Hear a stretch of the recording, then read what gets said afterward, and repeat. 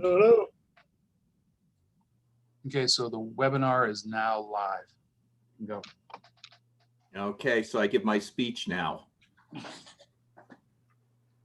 Introduction to the remote meeting. Good afternoon. I'm Carl Rubin, Chair of the Technology Advisory Board. This open meeting of the board is being conducted remotely, consistent with Governor Baker's executive order of March 12, 2020, due to the current state of emergency in the Commonwealth due to the outbreak of the COVID-19 virus. In order to mitigate the transmission of the COVID-19 virus, we have been advised and directed by the Commonwealth to suspend public gatherings, and as such, the governor's order suspends the requirement of the open meeting law to have all meetings in a publicly accessible physical location. Further, all members of public bodies are allowed and encouraged to participate remotely. The order allows public bodies to meet entirely remotely so long as reasonable public access is afforded so that the public can follow along with the deliberations of the meeting. Ensuring public access does not ensure public participation unless such participation is required by law. This meeting does not require public comment, but will invite folks to ask questions. For this meeting, the board is convening by Zoom app as posted on the town website, identifying how the public may join. The public is encouraged to follow along using the posted agenda unless the chair notes otherwise. For Zoom meetings, please note that this meeting is being recorded and that all attendees are participating by video conference. Accordingly, please be aware that other folks may be able to see you, and take care not to screen share your computer. Anything that you broadcast may be captured by the recording. Now, to confirm that we have a quorum of the board and that everyone can hear and be heard, I will call out the name of each member. Please respond. You are here and can hear the meeting. Kevin Deeth. Here. Kerry Hurwitz. Here. Mike Mathias. Here. Ex officio members, Dave Davison. Here. And Roger McDonald. Here. Meeting business ground rules. We are now turning to the first item on the agenda. Before we do so, permit me to cover the ground rules for effective and clear communication of our business and to ensure accurate meeting minutes. Please remember to mute your phone or computer when you're not speaking. Please remember to speak clearly and in a way that helps generate accurate minutes. Finally, each vote taken in the meeting will be conducted by roll call vote. As the first order of business, I would ask for a motion that this meeting will continue at the next posted meeting of the board if a technical problem develops. Is there a motion? Yep. I move that. I vote positive. Okay. And we're off and running. Dave, I guess you want to start? Sure. So we are still working on the draft RFP for the billing and collection software. I'm running basically about 4 months behind. It's been it has proved to be much more complex to put together. Partly the complexity is the initial feedback I received from the various working teams, and all their notes and information came to me was an encyclopedia, and I had to pull down, contract, eliminate duplications, and been getting to it from time to time, but I anticipate having something within the next 2 weeks that I'd like to send out to you all individually so I can get your feedback and certainly make sure that I have the appropriate language in there relative to cybersecurity, relative to warranty requirements and services that we should make sure that we are calling out that we do need to have from the vendor with the bid that they are providing to us. We are opening it up for firms.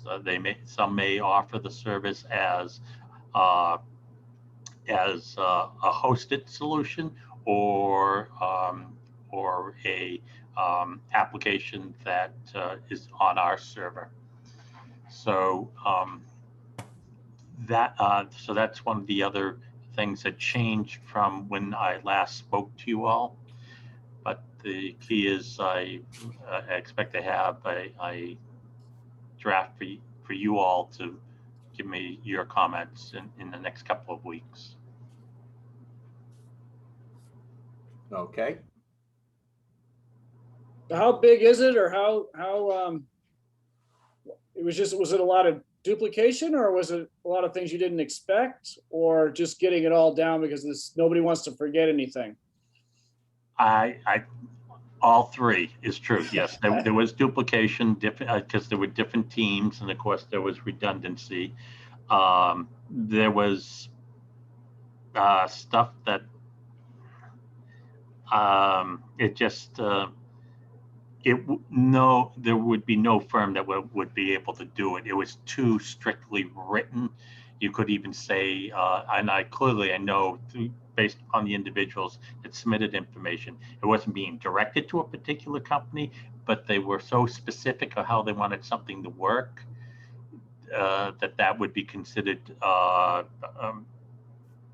trying to make it a proprietary, which only one company could bid, and we're not allowed to do that. As you know, in seeking services, you explain what the outcome has to be. How you get to the outcome is what the software provider determines. And then lastly, people were incorporating basically the questions they should be asking the firms when we're interviewing them and when they're and when they're testing their product. And I think that point is people want to remember, well, yes, this is what I need for an outcome. Will it do that? That's not really a specification, that's a question.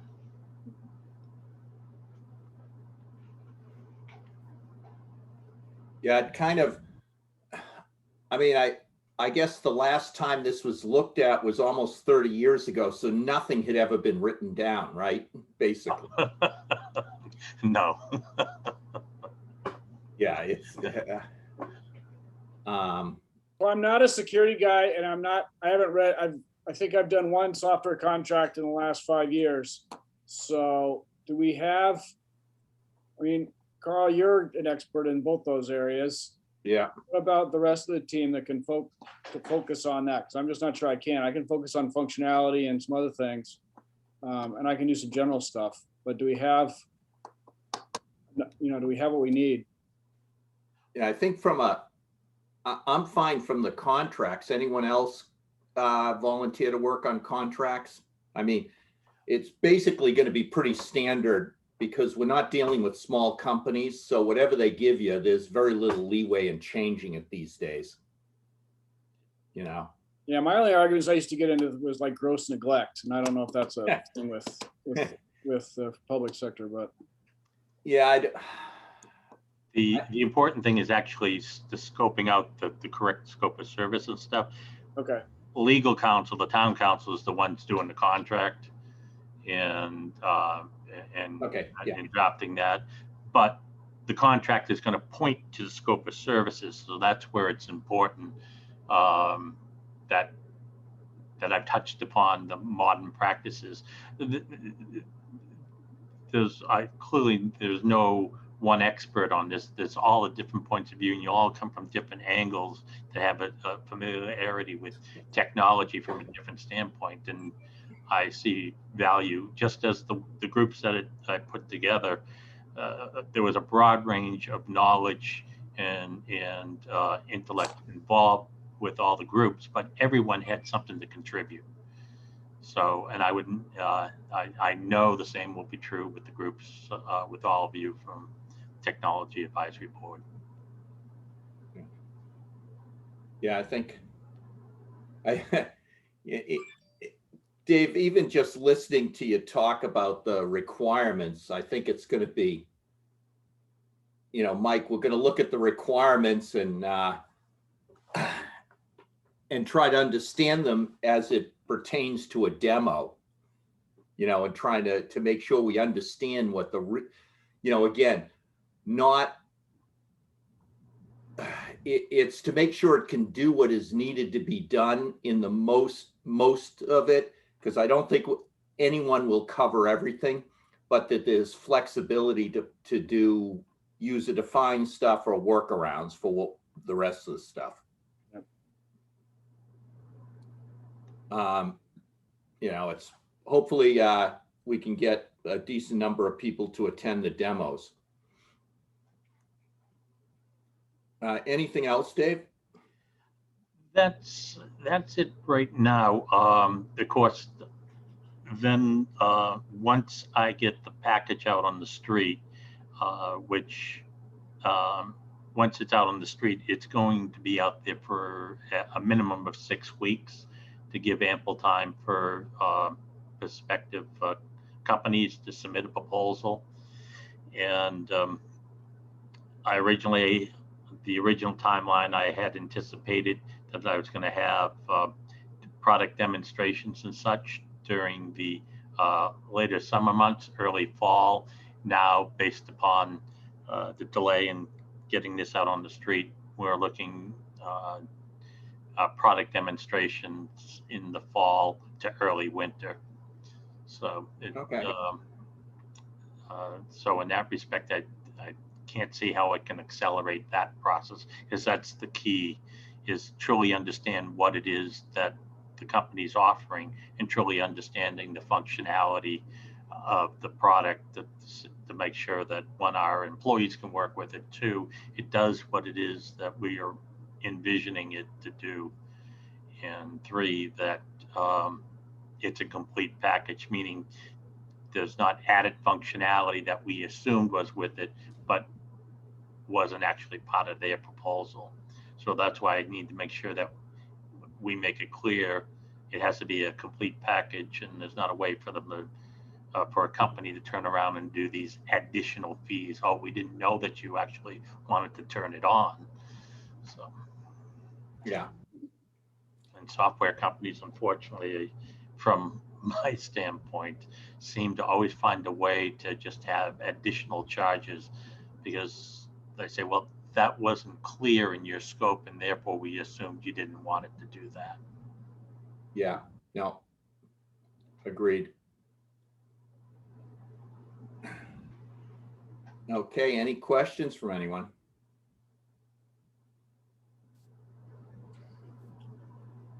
When we get this, is it highly confidential, or? Only amongst yourselves. That's why I can't present it in a board meeting, because that would be subject to the open meeting law. And of course, well, right now everybody can view, but that would be giving some potential bidders an advantage over others, is being able to see the document. So, so I would ask that each of you give me your feedback individually, or through the chair, and Carl will get it all to me. Yeah. Okay. Any other questions? So should we schedule another meeting, Dave? July, August, or? I think perhaps a meeting in August. By that time, I expect the package to be out on the street, and I can just basically update you on items that you may already know, and can express to you what sort of initial interest that we're receiving, because when one receives the bid package, they have to file a statement that they've received the package in order to get updates and such. So I'll have a sense of, it's basically an acknowledgement of receipt. So I'll have a sense of how many potential bidders we might have, and I'll have a better sense about, by that time I'll have a better sense in terms of when reviews of the proposals will happen, as well as when the product demonstrations could happen. So I think if it's not too much of an inconvenience to the members, a meeting the second or third week of August would be great. Okay. And that's the 12th or 19th. If either of those days are better for or not for any members, holler now. Still checking. And there's a possibility that would be, well, right now, unless the law changes, that would be in person at Town Hall. Yay. Sorry, this is the 12th and 19th of July? August. August. August.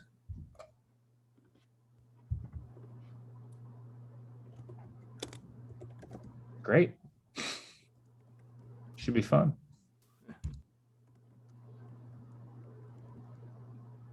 So for either the 12th or 19th. 19th.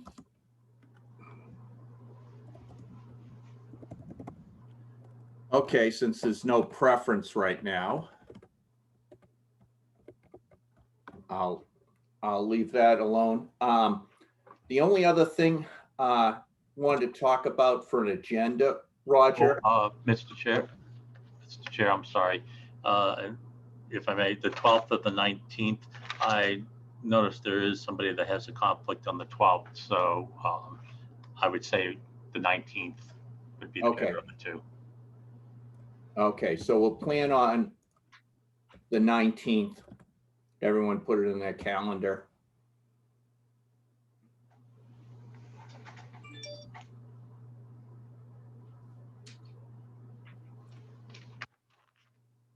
And for future meetings, future agenda items, Roger, I kind of sent you an email, so it's not surprising. I was going to bring up, has the town ever done a disaster recovery of IT? Not a full disaster recovery. You mean like shut everything down and just bring it all back up, or do things remotely, or no, we haven't Yes. done that. So given the amount of ransomware attacks that have been happening lately, I reached out to a friend of mine who is a retired, this is the guy who is the retired lieutenant general, who is the CIO and the Joint Chiefs of Staff. And he still works for the federal government part-time. And I asked him a couple of questions, and just, so we could set an agenda item about how ransomware works. And if anyone knows more, please speak up, because I tried to understand. He basically explained that there's two types. There's nation state, and then there's criminals in those nation states going for ransomware. And the criminals put ransomware in and immediately screw up your system. They don't let it sit. So your backups from a month ago usually work. If you've been backing up every day for a week and overwriting, you're screwed. But if you have a 30-day, you're usually okay. If a nation state is doing it, they will install the ransomware, which will cause the restore of your backup to fail. And they will wait 6 months, a year, 2 years until they want to pull the plug. And he made, let's put it this way. He did slip and tell me he was in the meeting where feds were discussing the pipeline ransomware with the FBI in the room. Because I said to him, I said, so I'm assuming when the pipeline paid the ransom that the FBI was sitting in the room, and he said, yes. So that, I guess that hasn't come out publicly, but it's not a confidential item, or he wouldn't have told me. Yeah, it was in the news on Monday. I was listening to the news, and they had actually mentioned that the Colonial Pipeline had reached out quietly to the FBI as they were also communicating with the ransomware people at the same time. So it was something that came out in the news. Okay, so I didn't realize that. He said to me that they were there. He also told me that the FBI has way more sophisticated ransomware team than the military does, which I was kind of surprised at. But this is a guy that knows, right? He was head of all cyber stuff for the military. So, you know, just a few years ago. So it's kind of interesting hearing from him. And hence I think that we should have a meeting at least to discuss this, because he told me a couple of things which surprised me. He said, number one, when you do your backups must be unplugged. In other words, no power on the server that has the backups. No internet, no power, no nothing. It's sitting down there. So when you go to But how do you do a backup? you do a backup and you pull the plug. Oh, I see. I see what you're saying. So once the backup's been done, there's no possibility of someone getting to the backup. So Right. And he separating said, out the backup. number two, it's that you run, once you finish your backups, you run software. And he was mentioning that a company, hold on, named Tanium. Has anyone heard of Tanium before? Okay, a company named Tanium, which has an endpoint platform for secure stuff. He said the feds are using it and they release updates. So what you do is you would do your backup and you would run their software against it, and then you would shut it down.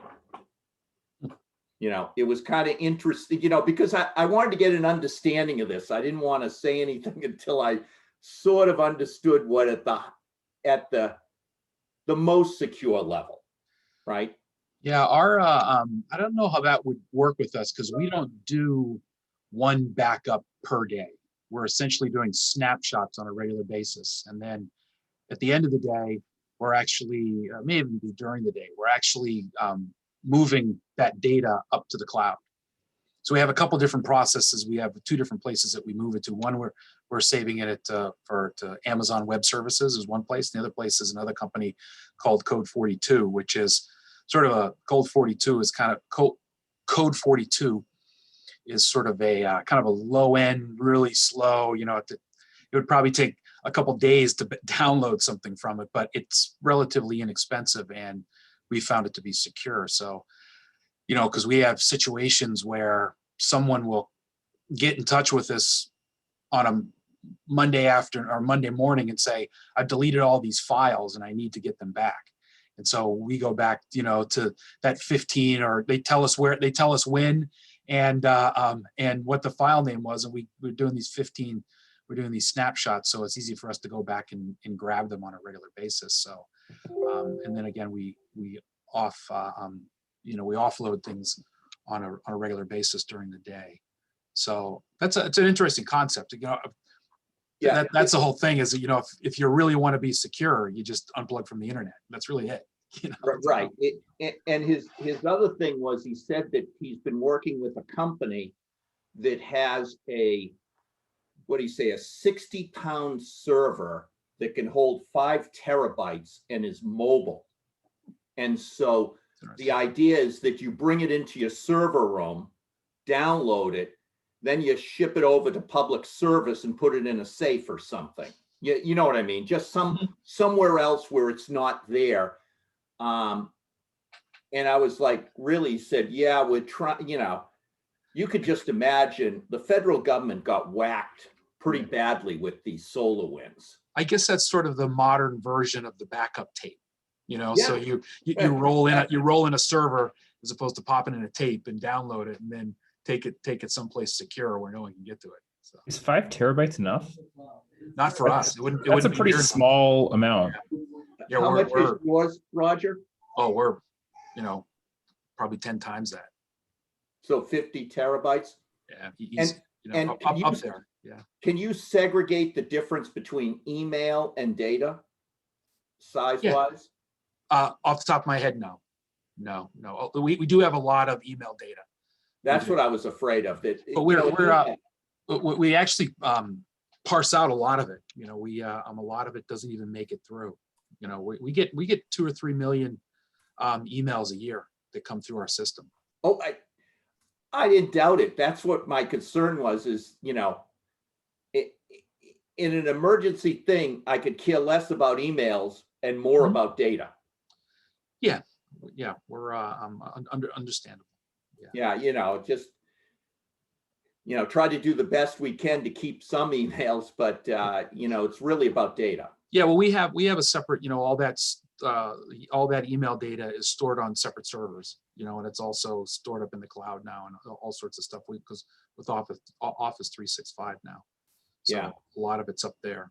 But yeah, all our servers are separated out. You know, right now you know, we'll be in the process this summer. We're going to be you know, really parsing through upgrading the network, zero trust, you know, really trying to zero trust networks, really siloing out the different buildings, especially public safety, away from all the other buildings. So, but we're getting a lot tougher, but you know, it's really all about the employee. You know, we can sit here all day long and talk about the steps and the processes and technology and the you know, the hardware and the backups and all that sort of stuff. But at the end of the day, it's really the strength that strength and security that you gain from your employees.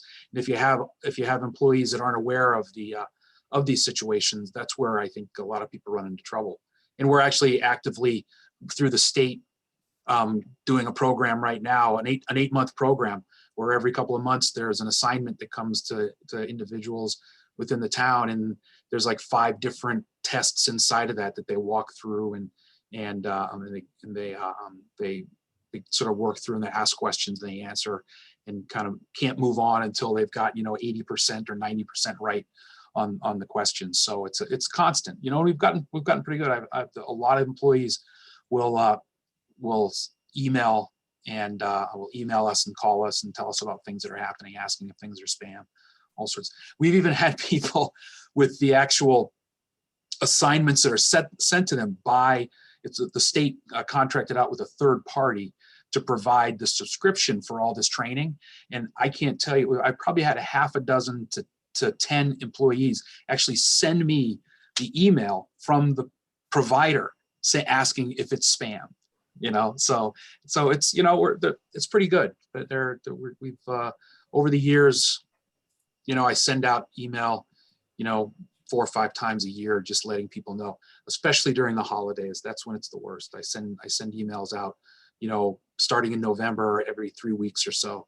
I'll send an email out and let people know what is that now's the time that they need to be a little more observant. You know, that special email from Amazon letting you know you've got $50 in credit might not necessarily be from Amazon. So those are some of the things that we look at. So yeah, but yeah, I think it'd be great to talk to somebody about ransomware, because it is the thing, you know. And I know because I was listening to the news again and they were talking about it. It's just going to be the way of the future when it comes to cybersecurity in that sense for right now. Unless, to your point, the feds all of a sudden get a lot more aggressive, like they did with the Colonial Pipeline issue, getting at least $2 million back. So yeah, I think, you know, his thing is that it's just getting worse. I think, you know, again, a lot of stuff is done secretly, and so they're not, you know, we have offensive capabilities we're not using, and we're saving those for when we really need them. right. That's the problem with the military side, whereas the FBI is more proactive, reactive from a domestic standpoint. Yeah. You know, that's what I got. But, you know, maybe we could set some time to discuss this, because I think, you know, and if you want to, I can get him as a guest speaker. Yeah. Also, I think that would be good if it's somebody that has, you know, something, you know, like, you know, whether it's prepared or something or has that sort of stuff. It's good because, you know, I know, to Dave's point, we may not be recording these meetings in the future, but if we are in a situation where we could record somebody, it'd be good not only for us and for the town, for me in the IT side, but also for citizens as well, to sort of get a better understanding. Yeah, it's because he, he just said the biggest thing was, I didn't realize this, but whenever I do a PC backup, I don't know if everyone else does it, I never leave it plugged in. I plug it in, back it up, and unplug it. And it's the leaving it plugged in is the problem. Mhm. That's when you screw up your backups. Right. So the question then, Roger, becomes, how about one of your cloud backups is just once a month and disconnected?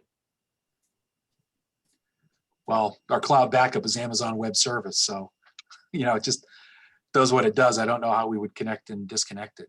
So on our cloud service, we'd have to Well, break. in other the, words, you only back up once a month Yeah, and disconnect. Seems like taking a lot of functionality away. yeah. It's like you have to have a different one that's offline versus what you do now. They let you do hybrid cloud stuff, so you can, you can even use a VPC that they allow and hook up a physical server, but it's a lot of overhead. Mhm. Yeah. That's something to discuss. Something to Yeah, look at. I Figure out the just- processes and how it works. Yeah, I just wanted to bring it up. I had, had the discussion with him today about it and, been trying to get a hold of him to talk about it because I didn't understand. I wanted to understand. I didn't understand that there was a difference between criminals and nation states. And he expressly said, yeah, it's two different things. The criminals, they're working on it. It's days or weeks. But nation states, they sit on it for years until they want access. Mhm. That's what he was saying.